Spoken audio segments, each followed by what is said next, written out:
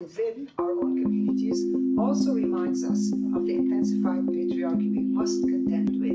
Why is it that when we came out as feminists and Palestinian reports of sexual harassment, abduction, sexual exploitation all over Sudan, especially in Khartoum State, Jazeera.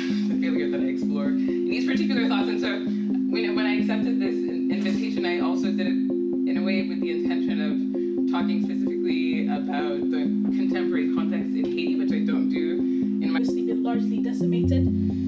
The Middle East Eye reports that by September of this year, there could be a 2.4 million. They knew that the women held a lot of authority. And in order to get and restore firmly within the tradition of Indigenous and women of color feminism, by foregrounding what we have in common with our co-strugglers here on Turtle. And so I worried that I hadn't given them enough tools, and then there's also a larger kind of failure, which is the failure that I explore in these particular thoughts. And so when I accepted this... So thank you everyone for coming this afternoon. I know there are many events around the city right now, so I'm glad that you chose to be here with us today. I'd also like to thank Nada, Ellen, Nathalie, and Duha, who graciously accepted a last-minute invitation without batting an eyelash. Being able to hold such an event means a great deal to me and to many people, I think. So let me start with Nathalie Batraville. Nathalie Batraville is an associate professor at Concordia University's Simone de Beauvoir Institute. She teaches in the areas of Black feminism, sexuality studies, and prison abolition. Her scholarship has appeared in Small Acts, the Journal of Haitian Studies, the CLR James Journal, Topia, a Canadian Journal of Cultural Studies, and Tangents, or Tangents.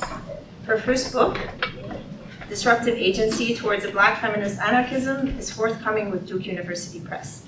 She's also a ceramic artist, and in her art practice, she explores storytelling, Black liberation, plant life, and rebellion. Nada Elia is a visiting associate professor of gender and cultural studies at Western Washington University, where she will be joining the faculty of the new Department of Ethnic Studies in the fall of 2024. A scholar activist, she has served on the steering collective of AUSA, the Arab Women's Solidarity Association, Insight, Feminists of Color Against Violence, and the Palestinian Feminist Collective, and is a former president of the Association for Middle East Women's Studies. Her articles have appeared in academic journals, such as the Journal of Palestine Studies, among others, as well as political websites, such as Mondowai's Middle East Eye, Al Jazeera, Jadalia, and others. She's the author of Trances, Dances, and Vociferations, Agency and Resistance in Africana Women's Narratives. She's also the author of Greater Than the Sum of Our Parts, Feminism and Internationalism, and Palestine or Feminisme de Libération, the launch for which will be this Thursday, and why we have the pleasure of receiving her in our fair city this evening. She's also co-edited Critical Ethnic Studies, a reader. Nada is currently completing Falastiniyat, a century of Palestinian feminisms. Duha Elmardi at the end. Duha Elmardi is a Sudanese organizer currently based in Jojage. She is a member of the Sudan Solidarity Collective and supports a number of groups and organizations working towards social and climate justice. And finally, last but not least, Ellen Gabriel is from the Kanien'kehá:ka Nation, Turtle Clan. Ellen is a documentarian, visual artist, a fierce Indigenous human rights and environmental rights activist, and has participated in the UN Permanent Forum on Indigenous Issues. And in April this year, Ellen became the first Indigenous artist to ever be awarded the Grand Prix by the Conseil des Arts de Montréal for the film. And earlier this month, Ellen was awarded an honorary doctorate from UQAM for her artistic accomplishments and social justice activism.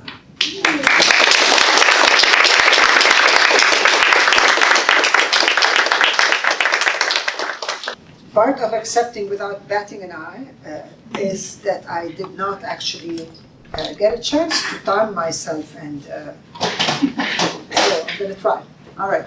So thanks for coming. Thanks for organizing this. Really, this is very, very important. My talk is going to focus on establishing Palestinian feminism as an indigenous decolonial practice. Because as Palestinians, as Palestinians and particularly as Palestinians in the diaspora, we've had to struggle to be included in women of color feminisms. I'm standing here looking at Gloria and Saldua, and I remember how Gloria and Saldua actually rejected Palestinian feminism a few years ago. And that's something that I have written about. So there's been a struggle to even be established as women of color, decolonial, indigenous feminists. And so part of my project very much, and that of other Palestinian feminists, is to actually say, no, we are indigenous and decolonial, and we belong, and we should be integrated. I'm sorry, but sitting here and looking at Gloria and Saldua, I know she's a role model, I know she's an inspiration, I know she's a wonderful feminist, but I also know that she represents those feminists who would not accept Palestine. And it's something that we do need to talk about. And I hadn't planned on it.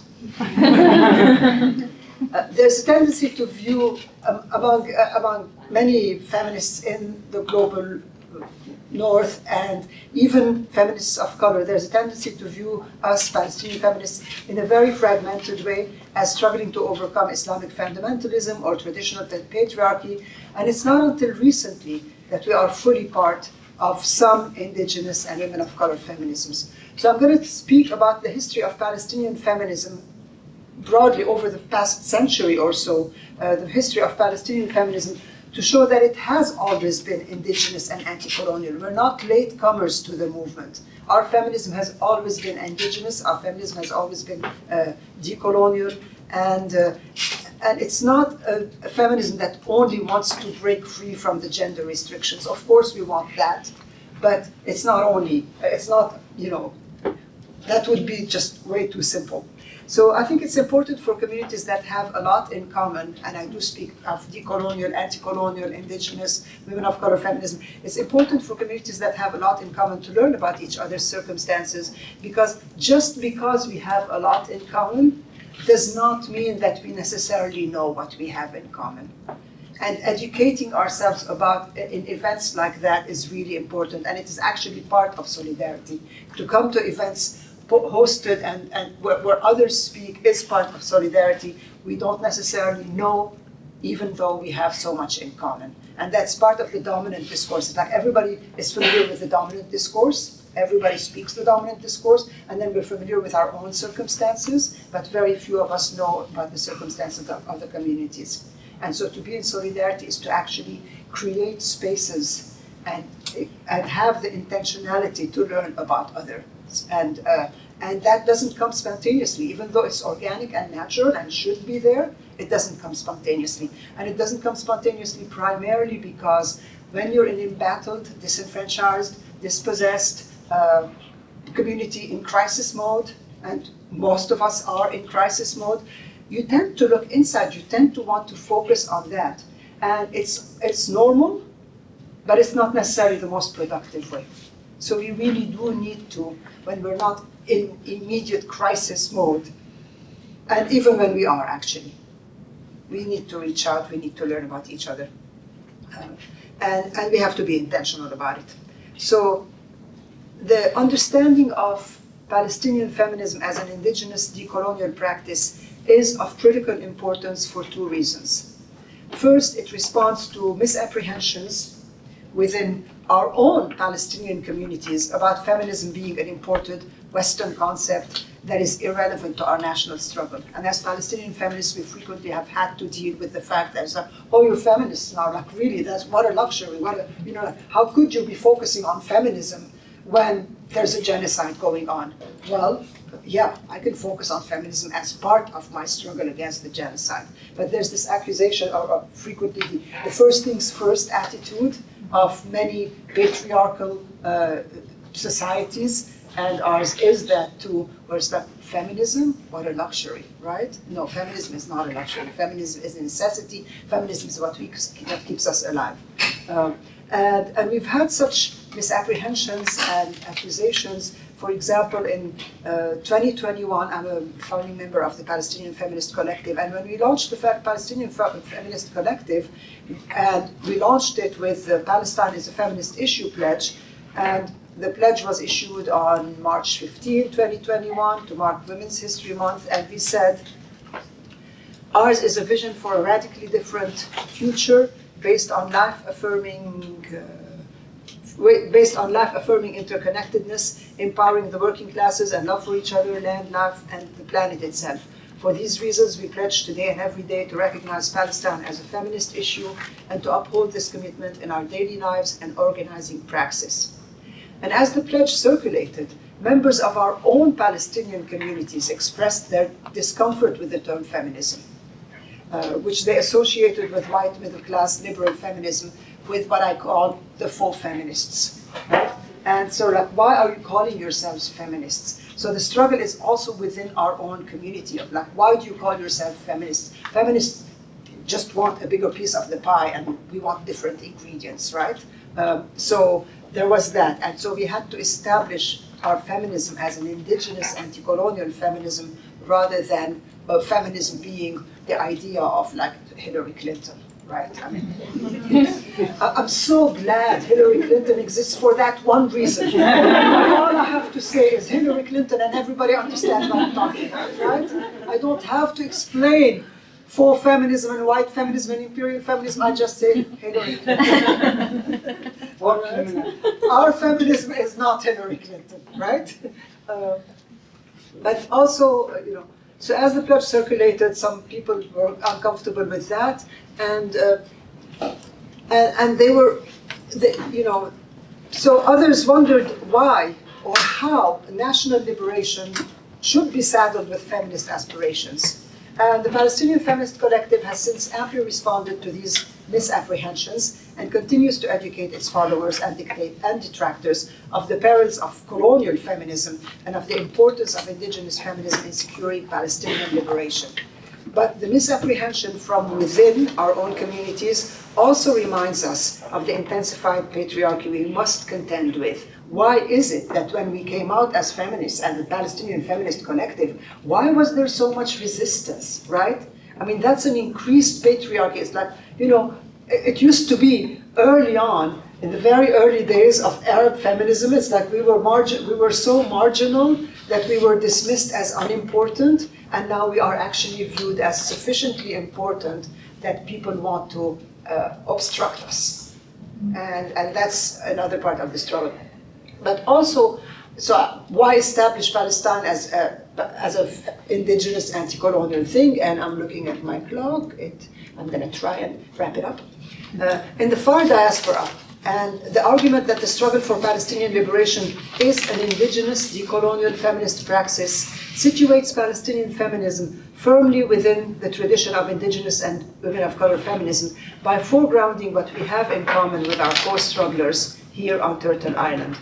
This means we are not in solidarity with each other, but that our struggles are interconnected. We're in the same struggle, not in solidarity. You can only be in solidarity with someone whose struggle is a different one, that you understand, that you sympathize, that you support. That's being in solidarity. But being in the same struggle is actually different. And as anti-colonial indigenous women, we are in the same struggle as other indigenous anti-colonial women. So it's important that, you know, not to be in solidarity. We have to understand our connections. And some of the connections, for example, the fact that US communities of color are brutalized by militarized police is a consequence of the training of these police forces with Israeli military veterans, along with the fact that, for example, the US soldiers returning from service in Arab countries find that there's very frequently, you know, like they just come out of high school, they joined the army, they went to serve in Iraq or in Afghanistan, in Muslim countries, in Arab countries, and then they come back to the US, and what can they do? And so they join the police. But prior to that, what they were was soldiers. So, and so you've got the combination of militarization, of Islamophobia, of all of that, and those soldiers, returning soldiers who are now police, who have been imbued with Islamophobia, are policing the communities of color, and they're hyper-militarized policing the communities of color. That means we are in the same struggle, right? And we need to understand that we're in the same struggle. The militarization is also further aggravated, the militarization of the police, which again brutalize and kill people of color in the US. I'm assuming they're not very friendly here either. Is further aggravated by the government's distribution to police forces of excess weapons and equipment from the wars that the US wages abroad. So all these weapons that, you know, I mean, the weapons industry, the military industrial complex and the police industrial complex are very, very, very closely connected. They're not separate. It's not one is outside, one is here. The US produces all these weapons, excess weapons, and then gives the weapons to the police. And so we have tanks in the streets, and those tanks are not necessarily going after the Arabs only or the Palestinians only. They're going after the communities of color, the criminalized communities, and so we have to understand that we are in the same struggle. And that it's not just, again, it's not a reaching out in solidarity, it is the same struggle. And once we understand that, it makes for more effective resistance. Again, you know, I'm looking at my clock, so... It's okay, Nada. No, you told me 15 minutes, I can do 15 minutes. So then, but very, very quickly, I want to say, you know, like my talk, if I had an hour, but tomorrow I'm going to be giving a history of Palestinian feminism at the McGill encampment, and it looks at a whole century of Palestinian feminist organizing, and so I can tell you a lot more details tomorrow. But the very early Palestinian women's organizing back in the 20s under the British mandate was already anti-colonial. So for example, there's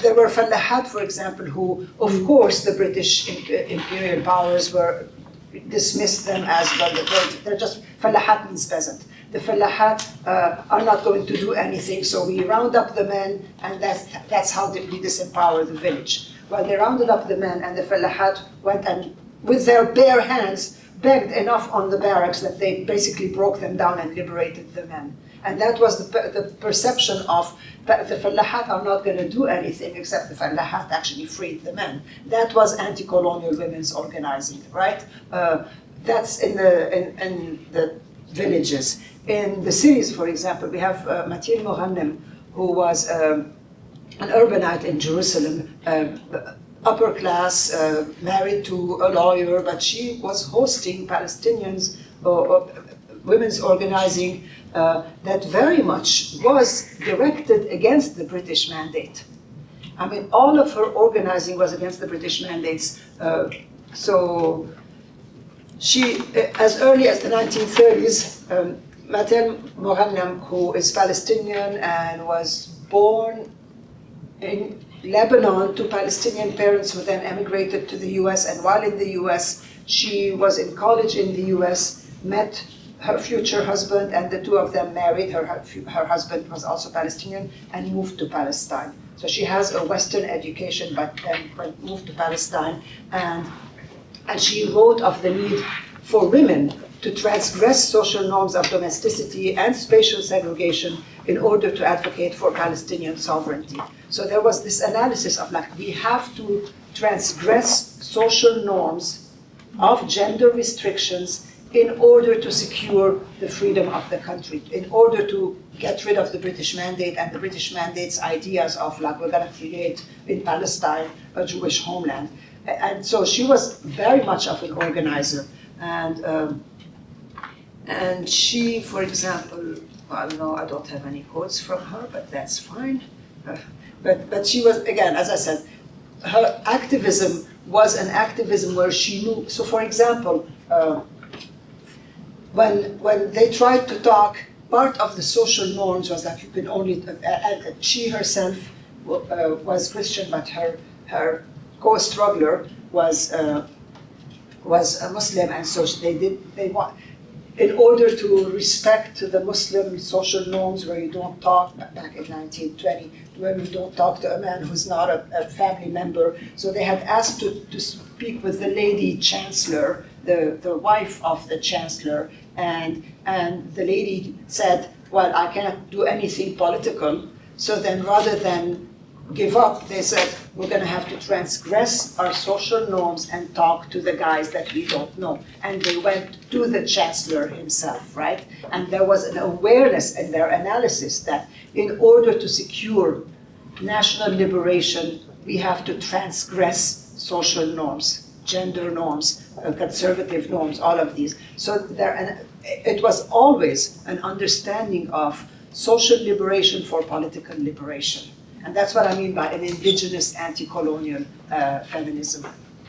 And of course, we know since then how many organizations have happened that were very feminist, very pro-women's empowerment, but always for the sake of national liberation. So when we have Talat, for example, that came out in 1919 saying, no free homeland without free women, that's exactly what they were saying. No free homeland without free women. You can't have, we have to be free in order to free our country. But that's not in any way a departure from the past. Because if you look at Latine Mohannem and what she was writing in 1937, and she's written a book in 1937 that is just absolutely amazing. I was calling it proto-feminist, but actually I want to call it feminist, not proto-feminist, because that, it is feminist, even though the term wasn't very common then.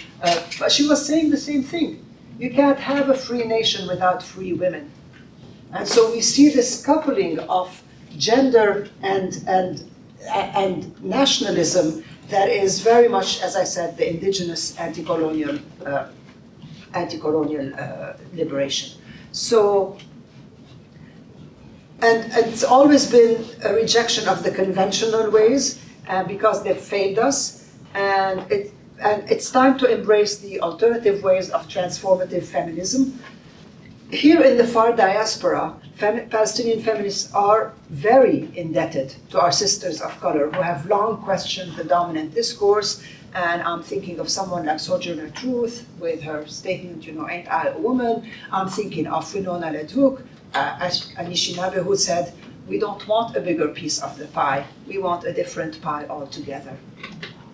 So as we lay the foundation for our joint liberated communities, we also should not just acknowledge our debt to our sisters of color here, but we should also foreground our own feminist struggles and the youth of the Palestinian youth movement and the Palestinian Feminist Collective and Talat and within our lifetime, because we're also part of the struggle and it's a joint struggle rather than a solidarity. Thank you.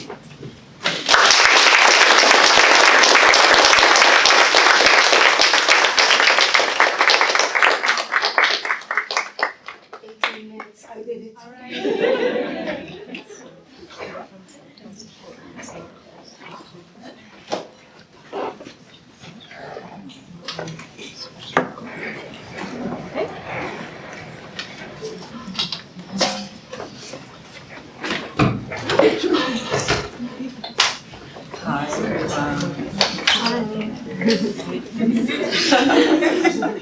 Thanks so much for being here once again. Thanks to Leila for organizing this and for inviting me to join, and to Nathalie for coordinating still now. I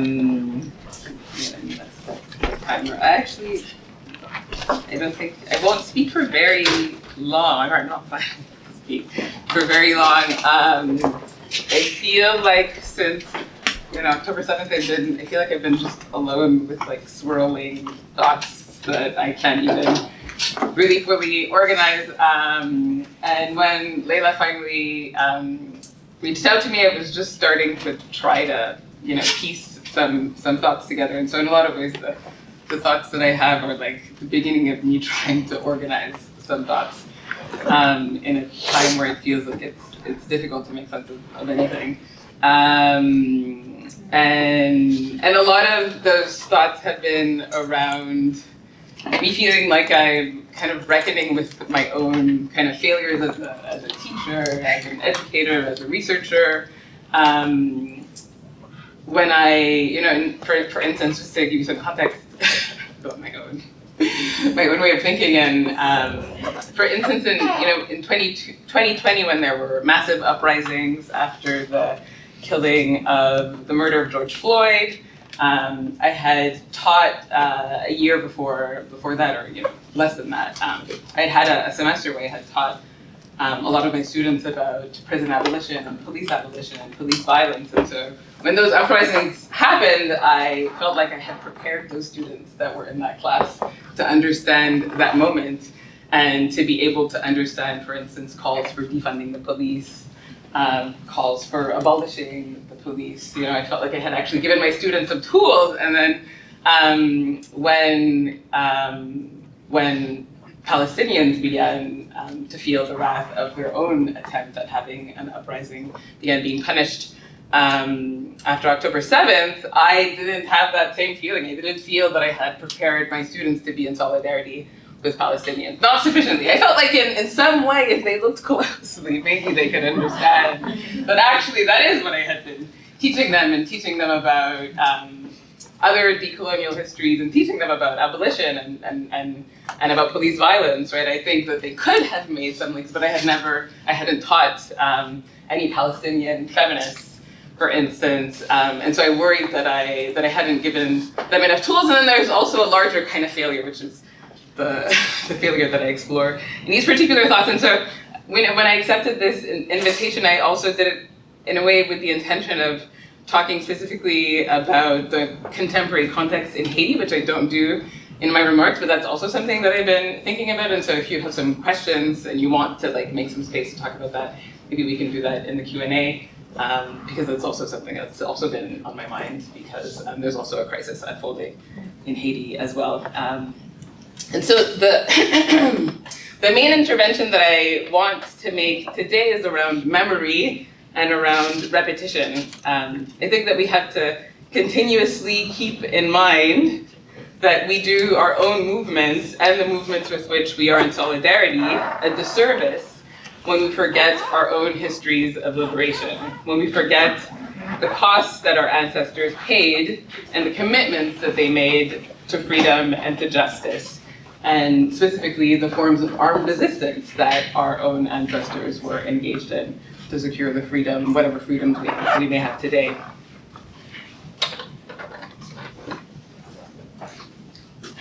The Haitian Revolution, as I think most people know, was indeed not won through protests and demonstrations and petitions and statements. It was an armed revolt that was led by oppressed people, enslaved people who took up arms to fight and defeat their oppressors. And the Haitian Revolution was not a feminist revolution because there were women who were present as soldiers, but rather because the revolution abolished slavery and racial colonial oppression for women as well. And so, and also, in fact, there were women, of course, who were part of that revolution. Sanité Belair is one of them, Victoria Montou is another, Marie-Jeanne Lamartinière is a third. These were women who fought, who took arms and fought against the French, and whose names must be remembered. If we learned about the history of Sanité Belair, for instance, who was a lieutenant under Toussaint Louverture's army, perhaps this institute would not be called the Simone de Beauvoir.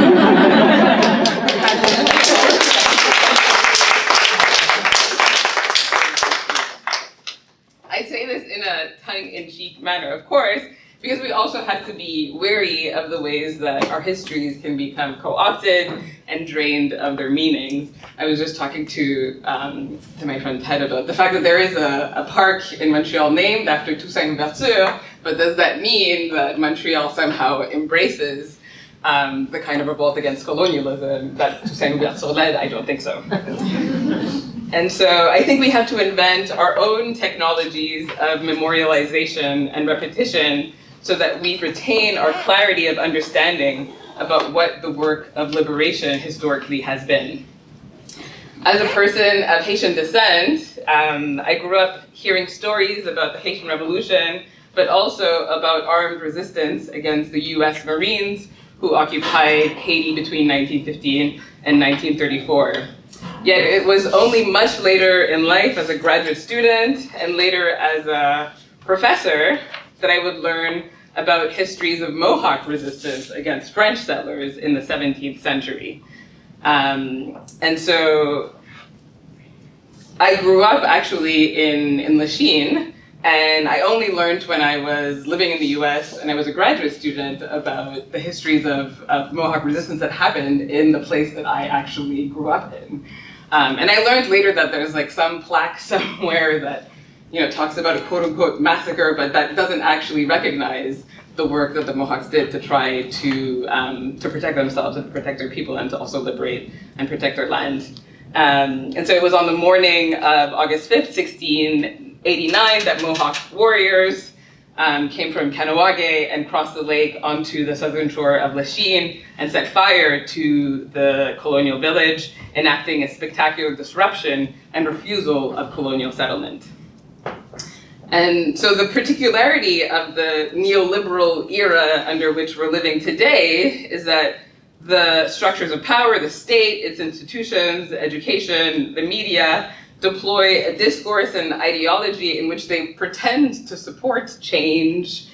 They purport to desire freedom and equality, diversity, inclusion, as we all know the words, for all. And this ideology has several advantages for the state. First of all, it pacifies certain segments of the population who at the very least feel validated and who may be content with validation that is purely symbolic and has no material value. And second of all, it allows political actors to dictate the terms of social change and to dictate them precisely under terms that place the power back into their hands. And so we have a system that is violent, that is racist, that is patriarchal, oppressive, but that supports change in theory and then lays out the terms of that change in ways that actually deny any possibility for any real change. This then creates actually an additional layer of validation because there's an illusion of democracy, there's demonstrations and protests, and it seems like there's actually the possibilities for change, even though the terms for what is actually possible in terms of transformation are limited. There's an illusion of free speech, even though actually what is actually possible in terms of change and the status quo actually becomes fiercely protected. And so concretely, we live under a system which has imposed through the media, through the educational system, and through other cultural institutions and actors that has instituted the idea that nonviolence is the only acceptable path towards change. And what is tragic is that many of us who would not be here today without the anti-colonial armed resistance of our ancestors have somehow bought into this fiction as if it were true.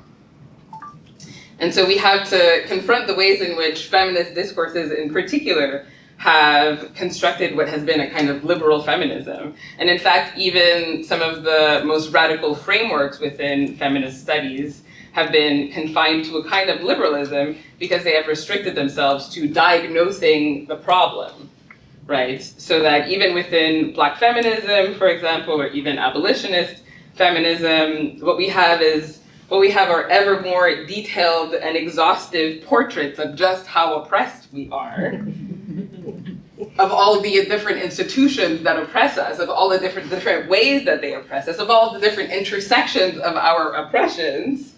Yet there is rarely, if ever, a vision, a blueprint, a plan for how we actually materially get free. Like, get free for real. Instead, we participate in the process of forgetting that obscures how our ancestors got free, what our ancestors sacrificed so that we could be here, so that our languages could still exist, our cultures could still exist. And of course, what that was a form of armed resistance that liberated our people from the European colonizers. And that is a process that is still ongoing and that is unfinished, right? There are still forms of colonial oppression that exist not only in Palestine, but obviously still in Haiti, in Congo and Sudan, and that's part of what we're talking about today. And so we have, unfortunately, I think even in some of the most radical branches of feminism, constructed a feminist discourse that purports to want change, that presents mountains of evidence to demonstrate the dire need for change, but then that doesn't actually name what those strategies would actually concretely be. And so there are several effective strategies. Obviously, armed resistance, as I mentioned, is one of them, but also boycott, strikes, direct action, sabotage, riots, looting, destruction of private property, right? There's a long list of things that can be involved in shifting the balance of power. And we have to be wary of actions that have no material consequences on our oppressors. And so the last thing that I wanted to talk about in thinking about solidarity across different feminisms, I wanted to mention a figure that I've been thinking about, a Black feminist poet whose name is June Jordan. And one of the main reasons why I've been thinking about her a lot is that she died in 2002, but she was very, very involved in Palestinian solidarity work.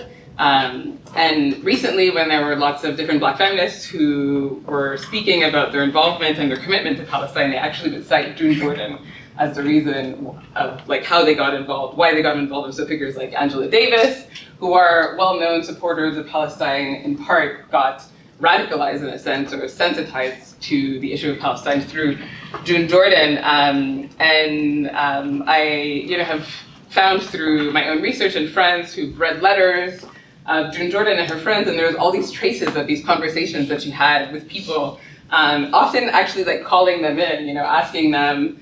There's an exchange, for instance, between June Jordan and Audre Lorde, where Audre Lorde was mad at June Jordan because June Jordan published this scathing critique of all of these feminists that had signed a letter in support of Israel. And June Jordan had written the scathing critique, and Audre Lorde, who was friends with one of the signatories, he tried to write to June Jordan, and of course June Jordan was extremely resolute in her commitment, and she just was collecting people and getting them together and telling them really how important it was. And there's a letter that I saw recently as well that just showed as well the way that she consistently was making sure that Palestine was in the forefront of people's minds. And so I've been really inspired by her, and that sort of activism that she did, I think, was one of the ways in which she refused to be a certain kind of respectable, palatable Black woman that is often the kind of Black woman that academic institutions like to celebrate, that the media likes to celebrate, that may be part of Black History Month kind of celebrations. And I wanted to finish with a poem that I probably think about several times a week. That's titled "I Must Become a Menace to My Enemies," and I just wanted to cite a little excerpt of it. And I recommend that you find the recording of her reading it. It sounds like a song, and it's just this lull that will for sure continue ringing into your ears, and hopefully also inspire you to ask yourself how you can become a menace to your enemies. And so the segment that I wanted to read goes, "How many of my brothers and my sisters will they kill before I teach myself retaliation? Shall we pick a number? South Africa, for instance. Do we agree that more than 10,000 in less than a year, but less than 5,000 slaughtered in more than 6 months will, what is the matter with me? I must become a menace to my enemies."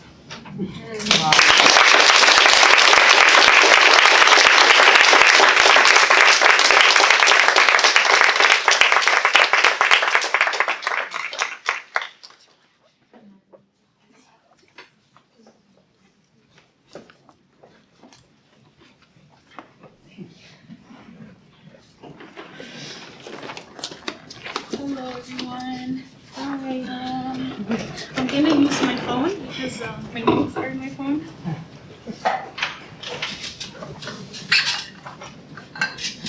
Okay.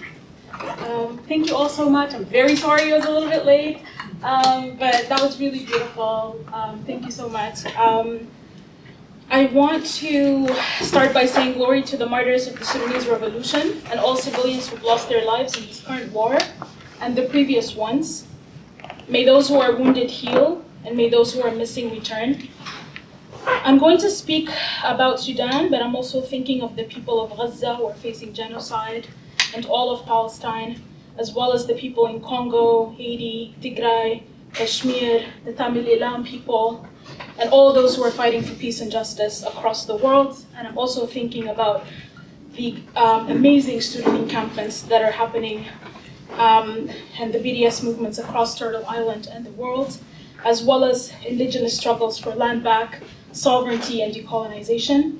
And as Nada just very beautifully said it, we are all in the same struggle, but it is also very important, again, just echoing what Nada said, that we actually learn what each other's struggles are.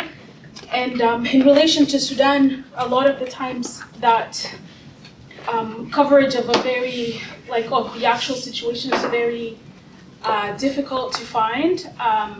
And also coverage that is actually nuanced and places at the forefront the very powerful revolution that the Sudanese people have led over the past few years.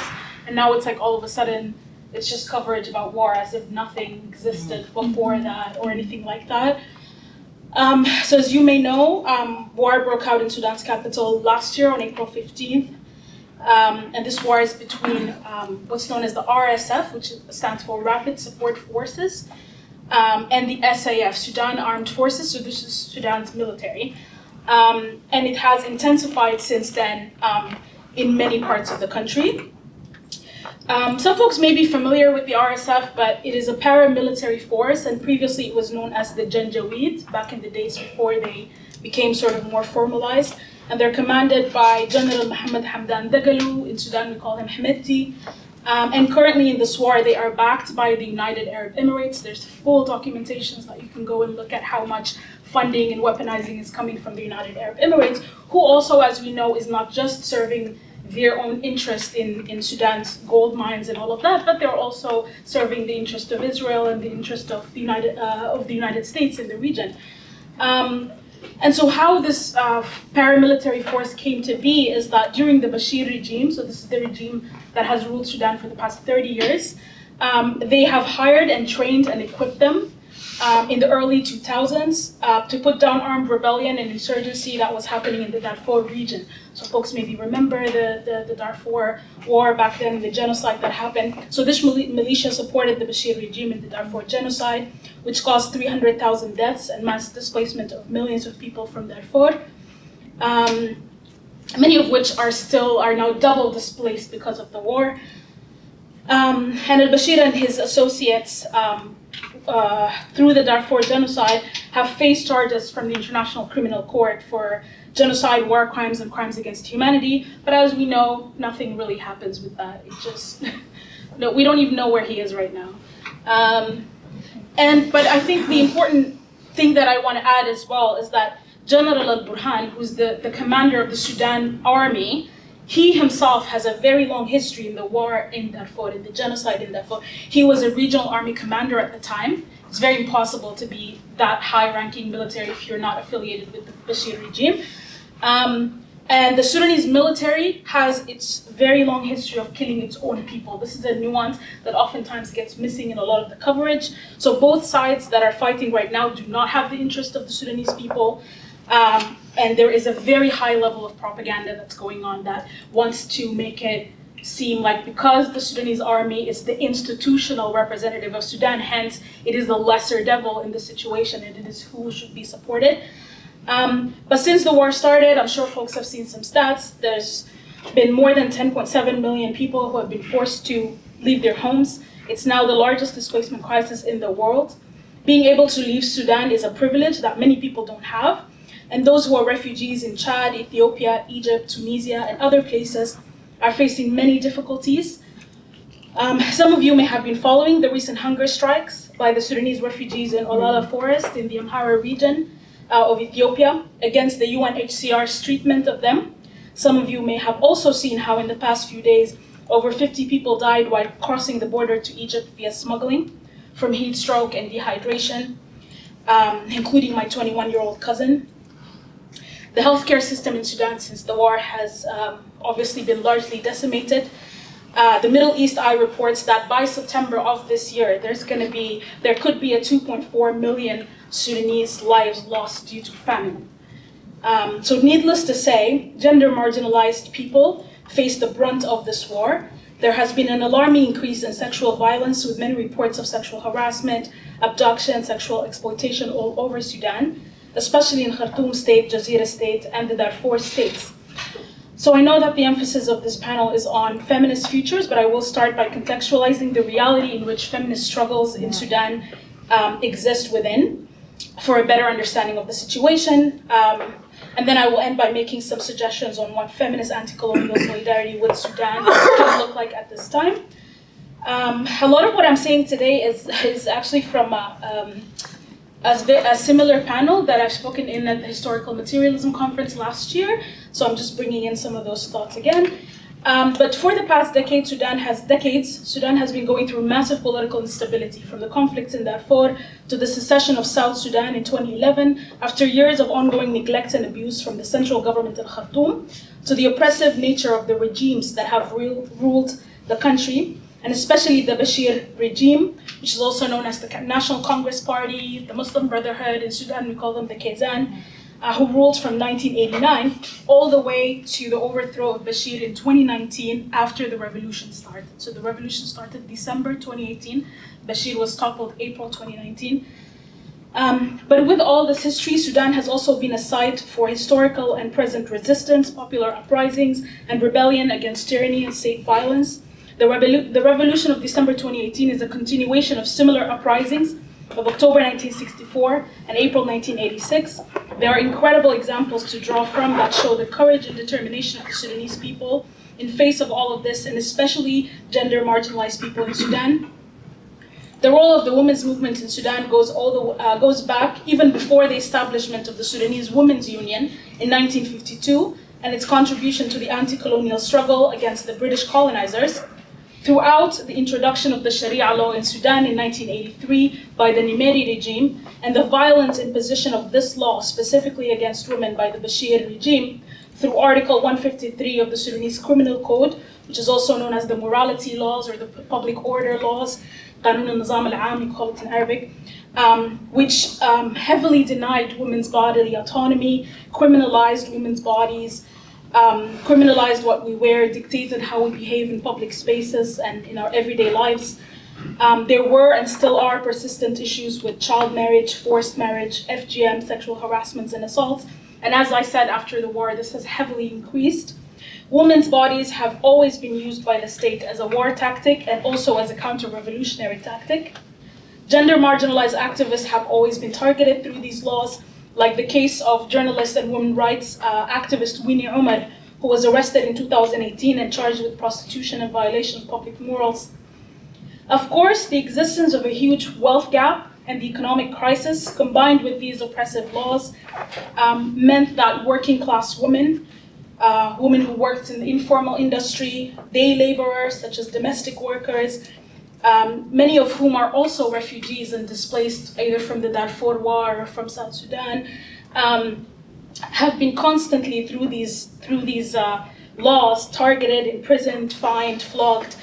Women street vendors, so tea sellers, food sellers, and so on, have been for many years directly targeted by locality administrators as a form of economic extortion, in which their equipment is confiscated and they're required to pay an exorbitant fee to receive it back, or spend nights in jails where they were subjected to sexual violence from police officers. The precarity of the situation of women in Sudan was also a driving force for many women to rebel against the Bashir regime and create alternative spaces to organize and educate each other. So it is unsurprising that it was estimated that 70% of the protesters during the December 2018 revolution were gender marginalized people.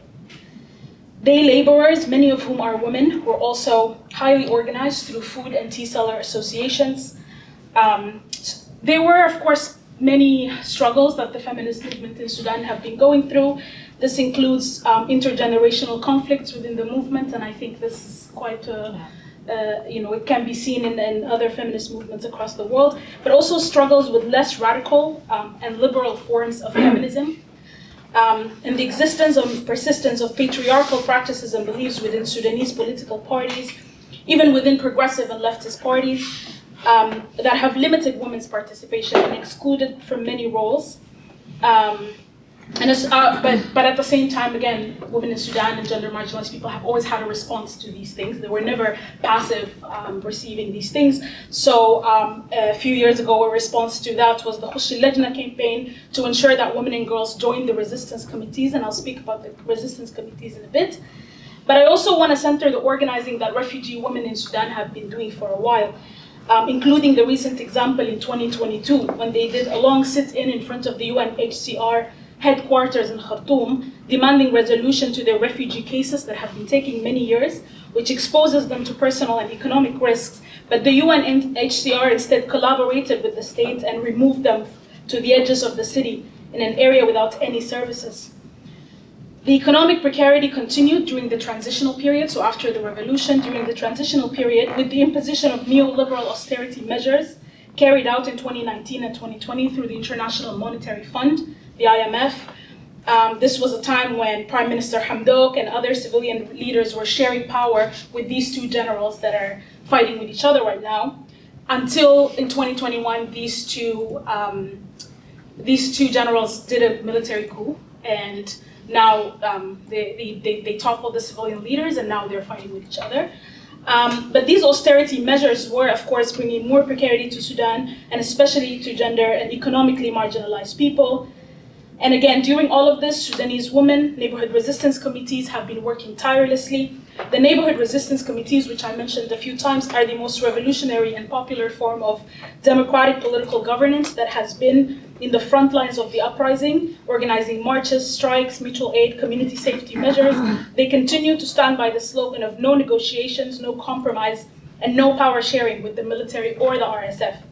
And during this transitional period, the resistance committees worked together for months to create the revolutionary charter for the establishment of people's power, which is a bottom-up governance roadmap with over 8,000 neighborhood resistance committees all over Sudan signing the documents. They continued to be excluded from talks by the US and Western governments, which took the approach of propping up these war generals and presenting them as reformists, despite the loud and clear rejection of this by the Sudanese people. The war is taking a tremendous toll on Sudanese people. Families like my own have lived and been living in absolute terror under bombardments, aerial strikes, artillery shelling, day and night, with very little support from the rest of the world. Of course, needless to say, this war has even more damaging impact to gender and marginalized people, with all the background that I gave earlier. So internationalist, anti-colonial, feminist solidarity is highly needed in this time. Support for the emergency response rooms, the resistance committees, the tea seller and food seller, street vendor associations, grassroots organizations, and the Sudanese feminist movement is a must. Solidarity with Sudan in this time also looks like understanding that the war in Sudan is neither a civil war, nor exactly a proxy war, but it is a counter-revolutionary war that serves the interest of greedy local actors and global imperialists, and has its roots going all the way to the colonial periods in Sudan.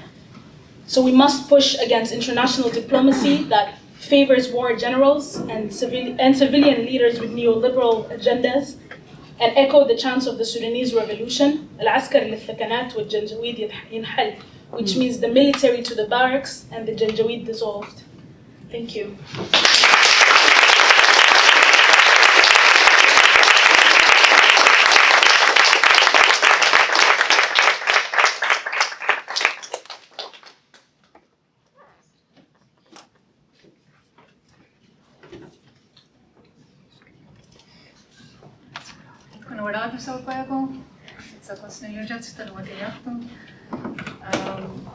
Warm greetings to everybody.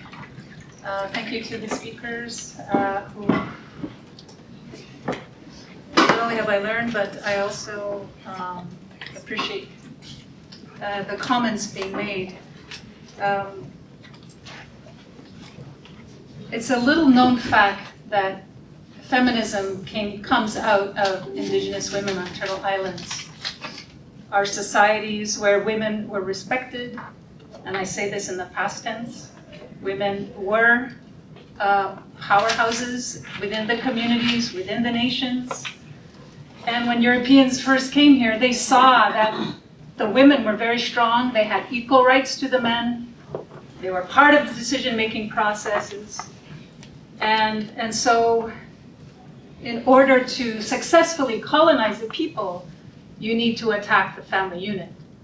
And that's what is happening in Canada. People think that colonization in Canada is a thing of the past, but it's going on right now. It's not something that has happened generations ago. Colonization continues to happen because they want every square inch of our land. This is what colonization is about, settler colonialism. It's about telling the people that you colonize, this is who you are. So they created the Indian Act, and in one of the versions of the Indian Act, because after the War of 1812, and they had virtually brought our nations to our knees from poverty, from telling us, from warring with other indigenous nations within ourselves. So other indigenous nations were warring with the French or with the English. So in one of the versions of the Indian Act, after the Royal Proclamation, which is bullshit, as far as I'm concerned. I'm not a treaty person. I'm proud to say I'm not a treaty person. We don't have any treaties with Canada.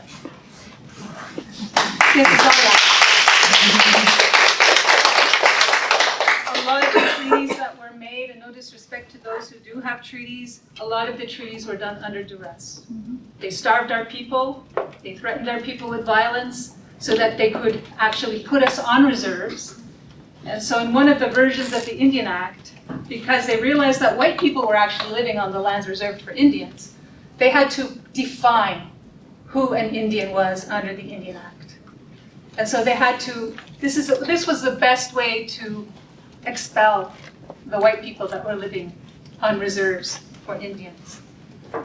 And also the other thing they had to do was to kill the Indian in the Indian, as Duncan Campbell Scott, Sir John A. Macdonald, all those good old boys decided would happen against Indigenous people. They kidnapped our children. The Royal Canadian Mounted Police kidnapped our children, and when I was a kid, there was always that worry that if we didn't go to school, that the cops would come and it would be the RCMP, because that's who had jurisdiction on reserves back then. This is before the SQ became a paramilitary force trained by the Israeli army. This is who does the paramilitary training in, right around the world.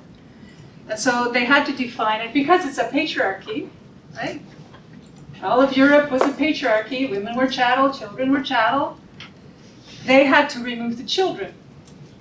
And when they removed the children, there were communities. Can you imagine whole communities without children? There's no laughter, there's no playing of children. There's just the sadness of the parents, the grandparents, the aunties, and the uncles. And so they defined an Indian under the Indian Act, which I have. I have a status card that says I'm an Indian under the Indian Act. They had to define it that only the men could pass on Indian status. And so the women who married out had to leave their communities. They no longer had that extended family to support them. You know, we all need family once in a while, right? We may not like them, but when times get tough, we need them. So the Indigenous women, this is where white feminists were inspired by Indigenous women because they knew that the women held a lot of authority. And in order to get and restore the authority and the respect of Indigenous women's roles in our nations, I think we need to teach you guys. Because within our own communities, that has been absorbed, that's been assimilated into our identity. And in order for us to be successful in decolonizing, we need to recognize the role and the value that women have played. The only changes in the Indian Act have been because of Indigenous women. Not Indigenous men, I'm sorry, but Indigenous women. They went to the United Nations. Sandra Lovelace, she went to the United Nations along with Mary Tuax Early and a lot of other Indigenous women who braved the threats that they were getting to their lives and to their families from our own people. And so indigenous feminism in our communities today is not viewed as positive. There's not an understanding of what feminism means. Some women, when I was with Quebec Native women, said, oh, you guys just hate men. It's like, no, we don't. There is a long history of indigenous women pushing back against the priests, pushing back against the white men, or one of the things that people don't realize is that the only reason we have indigenous languages today is because of indigenous women. Talk about mother tongue. There's even an international day, a mother tongue day, right? And it's brought us, colonization has brought us to the point where we're not sure if our languages will be passed on in the next century. There's only 3 languages that are expected to survive to the end of this century, and that is Cree, Anishinaabe, and Inuktitut. Not my language. So my language is, it's 80% verbs. It's very specific. It has a great understanding of our relationship with the earth. And when we're trying to reclaim our identity, that's the very thing that we are doing. That we are acknowledging our relationship with the earth. That we're acknowledging that we are not separate from every other living creature on this earth, but that we are part of them. I am Turtle Clan. And so I have an obligation and a duty, and it is illegal for me to eat turtle soup or to kill a turtle, because even the turtles that you see in zoos or in the wild are my relations. That is our philosophy. That is our belief. And reclaiming our identity means reclaiming our languages and our land. And when people talk about land back, like this is my homeland. It's not Anishinaabe land. It's Kanyakahaga land. So all your land acknowledgements, you're all being very, very politically correct and saying, oh, this was, it's now a gathering place for all indigenous people. Fine. I acknowledge that, but this is Haudenosaunee territory. And I want that to be very clear. Because one of the things that we need as indigenous women is to be able to have our rights as title holders to the land to be respected. That we are part of the negotiating process, that we are part of the decision-making process that will help us control our destiny. We have not been given that respect. We still have the Band Council system, which is basically designed by the Canadian government to overthrow traditional governments and for the benefit of the colonizer, not for the benefit of us.